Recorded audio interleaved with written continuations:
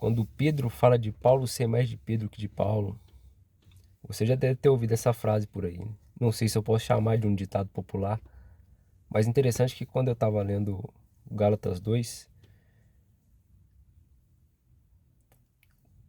Paulo fala de Pedro, né? E não numa situação favorável a Pedro. Paulo ele conta um episódio onde Pedro estava agindo de hipocrisia, a ponto de Paulo ter que repreendê-lo publicamente, né? Pedro já era o apóstolo depois da descida do Espírito Santo e Paulo, o último dos apóstolos a chegar. Interessante que alguns anos depois, ou muitos anos depois, Pedro escreve uma carta e no final dela ele também fala de Paulo.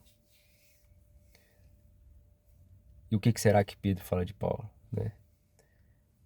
Pedro escreve um relato sobre Paulo sem nenhum ressentimento, na verdade chamando ele de amado irmão. Reconhece a sabedoria e as cartas de Paulo. Reconhece que a sabedoria de Paulo era dada por Deus, mas só faz um comentário bem interessante sobre Paulo, que algumas coisas que ele escrevia eram de difícil compreensão. Isso demonstra um pouco sobre o coração de Pedro. Um coração que não era apressado em julgar ou rotular alguém, mas de buscar compreender. E a gente não vê somente essa característica de Pedro em sua carta, até mesmo como discípulo. Vemos um homem de coração muito quebrantado, né? Que mesmo apesar das falhas, era aquele que andou nas águas, né? Era aquele que foi o primeiro a reconhecer como Jesus sendo Cristo, o Filho do Deus vivo. Era um homem que é um bom representante de um cristão que mesmo em meio às falhas, permanece na esperança de ser transformado.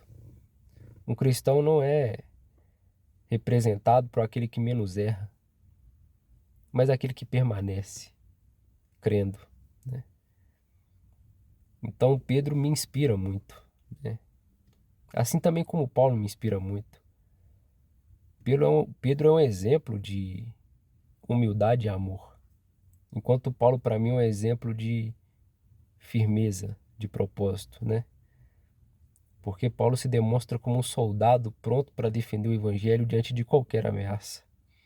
Ele não se assustou pelo tamanho de Pedro, mas ele chamou atenção por amor à igreja e por amor ao evangelho. Ambos homens de Deus, né? Então que possamos nos inspirar nesses homens, né?